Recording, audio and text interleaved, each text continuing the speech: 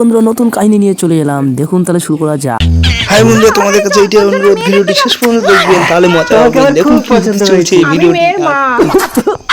দিদি, আমার ছেলে কিন্তু হ্যান্ডিক্যাপ। আরে না, বড় লোকের ছেলে আবার কানাখোড়া হয় নাকি? আপনাকে আমি যতই দেখি ততই মুগ্ধ হয়ে যাই। ঠিক আছে, এবার আমার মেয়েকে দেখুন, একেবারে জব্দ হয়ে যাবে। দেখি দেখি। মা, আমি দুধ খাবো। এই যা, আসলে আপনার মেয়ের মানে ফুটো পছন্দ করেন। কি ফুটো পছন্দ করেনি? এই আপনি একটু ভেতরে আসুন তো। ও মা, আমি শুশু করব। এই কই গেলে? তাড়াতাড়ি এসো, ফুটো সুসু করবে। বাবা কোথায় গেছে মা? বাবা তো সুসু করতে গেছে। ও, দারুণ লাগলো মায়েরি। এই কি দারুণ লেগেছে তোমার?